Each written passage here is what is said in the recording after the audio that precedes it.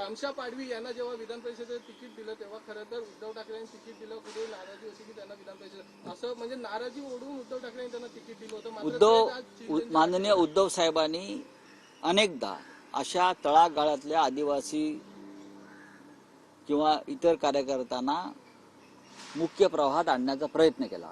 कधी कोणाला आमदार केलं, कधी खासदार केलं, कधी महामंडळ दिली. मला आमशा पाडवी विषय यांच्याविषयी फार माहित नाही. मुझे लगा कि लोग अब बहुत जागरूक हो गए. अच्छा, जिस तरह से ईडी की कार्रवाई हो रही है, अरविंद केजरीवाल को 9वां समन भेजा गया है कि कविता को भी ईडी कस्टडी में भेजा है. उसी दौरान प्रधानमंत्री ईडी की तारीफ करते हैं, कहते हैं कि जीरो टॉलरेंस. जो क्रिमिनल गुनहगार लोग हैं, लॉटरी किंग जैसे वो आपने देखा होगा, इलेक्टोरल बॉन्ड वाले, जिसके ऊपर ईडी की रेड्स हो गई है, उसका मतलब वहां मनी लॉन्ड्रिंग हुआ है ये लोगों के ऊपर. वो लोगों से जिसने हजारों करोड़ में चंदा लेकर कार्रवाई रुकवाई है, ऐसे व्यक्ति प्रधानमंत्री है, ऐसे व्यक्ति देश के प्रधानमंत्री है. ईडी तो उनकी गैंग की मेंबर है, वसूली गैंग की. ईडी वसूली गैंग की मेंबर है और नरेंद्र मोदी जी उनके सूत्रधार है. तो सबसे पहले मनी लॉन्ड्रिंग का मुकदमा देश के प्रधानमंत्री के ऊपर चलना चाहिए. भारतीय जनता पार्टी के प्रेसिडेंट जो ये 7,000 करोड़ का प्रोसीड ऑफ क्राइम का मनी लॉन्ड्रिंग का मनी आपके खाते में जमा किया है, हमारे ऊपर 10-5 लाख का मुकदमा चला और हमें जेल में डाल दिया. ये तो हजारों करोड़ का जो पैसा है, प्रोसीड ऑफ क्राइम का पैसा है, मनी जो पीएमएलए एक्ट में जिसे बहुत ही गंभीर माना गया है. तो बीजेपी के ऊपर सबसे पहले कार्रवाई होनी चाहिए. तो आप ईडी की क्या तारीफ करते हो? सर, इंडिया अलायंस की अगर सरकार बनती है तो आप कार्रवाई करेंगे जिस तरह से राहुल गांधी जी ने कहा है ना, किसी को नहीं छोड़ेंगे. और सरकार बनने जा रही है. ये डर है मोदी जी का, ये डर है अमित शाह का. आप देखिए क्या होता है. सर, काँग्रेस न होती तो क्या होता. या पुस्तकाच्या प्रकाशनावेळी देवेंद्र फडणवीस यांची मुलाखत घेत आहेत. त्या लेखिका ज्या आहेत त्या देवेंद्र फडणवीस यांची मुलाखत घेत आहेत. लेखिका मला माहित नाही कोण आहेत त्या, संघ परिवारातला आहेत का किंवा काय मला माहित नाहीत. या देशात जर काँग्रेस नसती तर या देशाला स्वातंत्र्यच मिळालं नसतं. महात्मा गांधी असतील, लोकमान्य टिळक असतील, दादाभाई नौरोजी असतील, सुरुवातीच्या काळात सुभाषचंद्र बोस असतील, सरदार वल्लभभाई पटेल असतील, सगळेच हे सगळे काँग्रेसच्या विचारानं प्रेरित होऊन स्वातंत्र्य लढ्यामध्ये उतरले आणि त्यांनी ब्रिटिशांशी लढा दिला.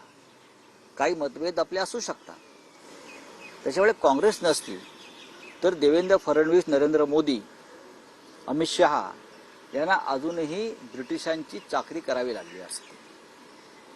हे सत्य त्यांनी स्वीकारलं पाहिजे. काँग्रेस नसती तर या देशाला आधुनिक नेतृत्व मिळालं नसतं.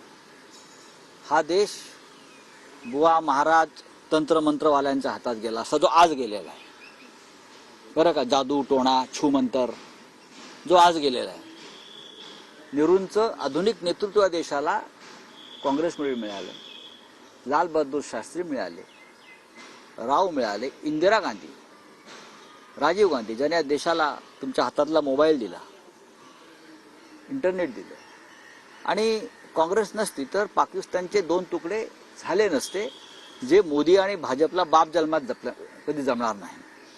नुसते इथून काय कुठला अटॅक, तो सर्जिकल स्ट्राईकच्या नावाखाली इथून फटाके फोडून तिथे पाठवायचे सीमेवरून. इंदिरा गांधीने पाकिस्तानचे 2 तुकडे करून फाळणीचा सूड घेतला. देशाच्या फाळणीचा बदला इंदिरा गांधीने घेतला. काँग्रेस नसती तर हे झालं नसतं.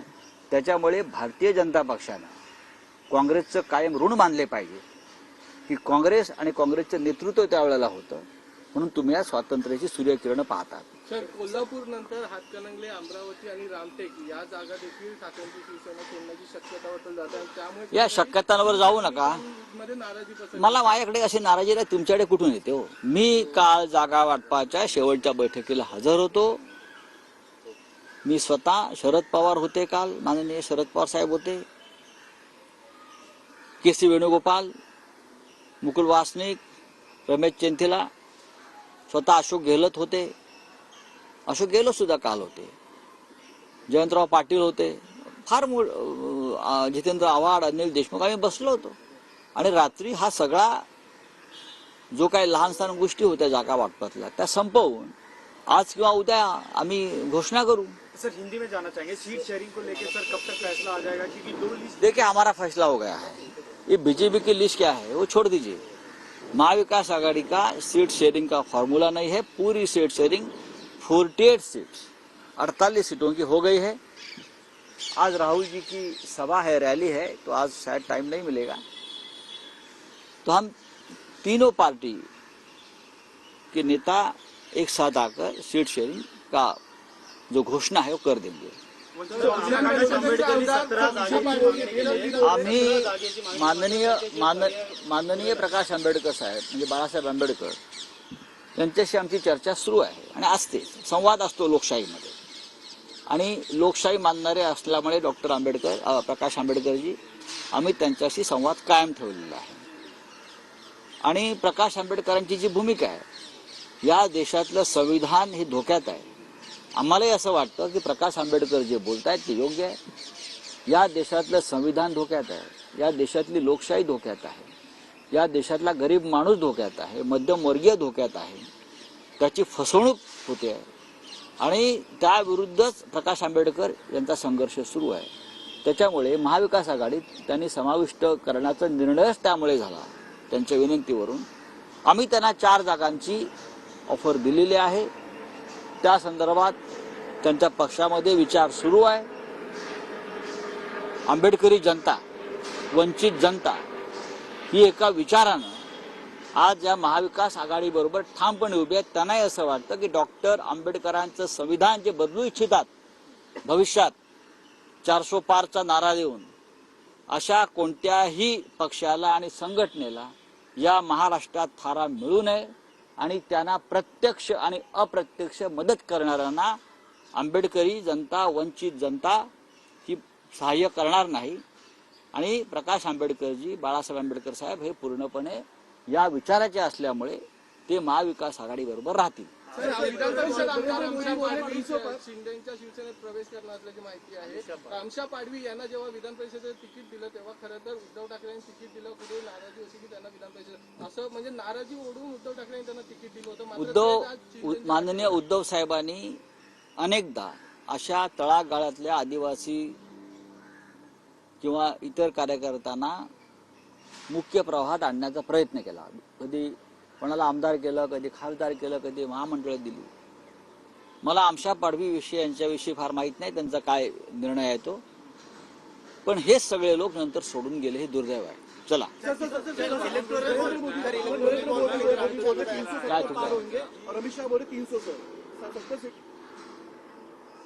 क्या है, नरेंद्र मोदी बोलते 370 पार और अमित शाह का कल का बयान है 300 पार. धीरे धीरे वो 200 तक आ जाएगी. जो सर्वेस आए हैं उस पे क्या, वो सर्वे छोड़ दीजिए.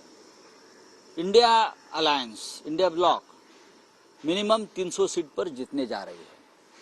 बीजेपी 220 नहीं पार कर रही है. ये हमारी गारंटी है. गारंटी सिर्फ मोदी जी नहीं दे सकते, गारंटी हम भी दे सकते हैं. महाराष्ट्र में हम 40 सीटें जीतने जा रहे हैं.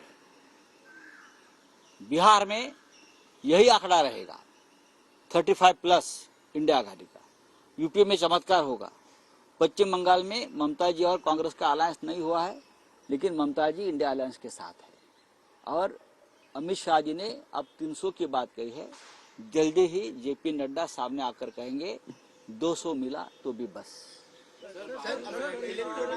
इलेक्टोरल बॉन्ड को लेकर निवडणूक आयोगाकडून जे नोटिफिकेशन आलं आहे त्याच्यामध्ये अजूनही औरंगाबाद आणि उस्मानाबाद असा उल्लेख आहे, ज्या ठिकाणी धाराशिव आणि छत्रपती संभाजी महाराज नगर असा उल्लेख असायला असा उद्धव ठाकरेंनी हा निर्णय घेतला होता. संभाजीनगर आणि धाराशिव मुख्यमंत्री असताना. आणि आजही केंद्राकडून आलेल्या नोटिफिकेशनमध्ये औरंगाबाद आणि उस्मानाबाद असेल तर मला असं वाटतं त्याच्यावरती या राज्याचे 1 फुल 2 डाऊटफुल म्हणजे मुख्यमंत्री व उपमुख्यमंत्री आहेत 2, त्याने याच्यावरती भाष्य केलं पाहिजे. आम्ही संभाजीनगरच म्हणतो आणि म्हणत राहणार, आम्ही धाराशिवच म्हणतो आणि म्हणत राहणार. वंचित शिवाय जाण्याचा काही पर्याय नाही. 17 जागा मागितलेल्या आहेत. बाळासाहेब आंबेडकर यांच्याशी आमचा संवाद चालू आहे, डायलॉग, त्यांच्या भाषेत डायलॉग चालू आहे. लोकशाहीमध्ये संवाद असणं महत्त्वाचं आहे आणि तो आमचा संवाद आहे. काल रात्री आम्ही बसून वंचितच्या नव्या प्रस्तावावर चर्चा केली सगळ्यांनी. बाळासाहेब आंबेडकर हे सन्माननीय प्रतिष्ठित नेते आहेत. या महाराष्ट्रातली शोषित पीडित वंचित जनता जी आहे, आंबेडकरी जनता विचारांची जी आहे, त्यांची इच्छा अशी आहे की ह्या वेळेला काही करून सगळ्यांनी एकत्र राहायचं. आणि भारतीय जनता पक्ष उद्या जिंकला दुर्दैवाने तर बाबासाहेब आंबेडकरांनी निर्माण केलेल्या संविधानाची ते पूर्ण विल्हेवाट लावून मोडतोड करतील आणि संविधान खतम करतील.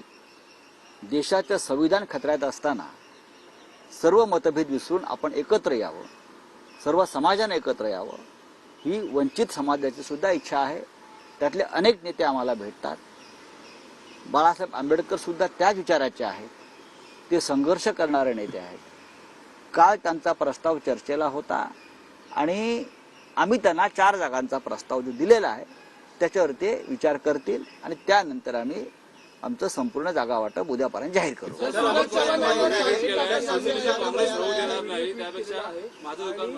बाळासाहेबांचा एक व्हिडिओ आहे जो ज्यामध्ये म्हणतात की काँग्रेस शिवाय आम्ही जाऊ. हा जो व्हिडिओ आहे तो पुन्हा एकदा ट्विट केला चंद्रशेखर बावनकुळे. करत आहे. बावनकुळेंचं काय गांभीर्याने घेत आहे? किरकोळ माणसं आहेत. सुरज चव्हाणांवरची चार्जशीट दाखल झाली आहे, त्यांची मालमत्ता देखील जप्त करण्यात आली आहे. भारतीय जनता पक्षाची मालमत्ता ज्यावेळेला जप्त होईल इलेक्ट्रॉल बॉन्डच्या घोटाळ्यानंतर, त्यानंतर मी सुरज चव्हाण यांच्या प्रॉपर्टी जप्तीवरती मी बोलेन. माझी पण प्रॉपर्टी जप्त झाली, आमचा काय संबंध आहे? भारतीय जनता पक्षाचं एक्सटेंडेड ऑफिस म्हणजे ईडी आहे ना. गुन्हेगारांकडून पैसे घेऊन पक्ष चालवणारे भाजप सारखे जे लोक आहेत त्यांच्या प्रॉपर्टी जप्त होत नाहीत.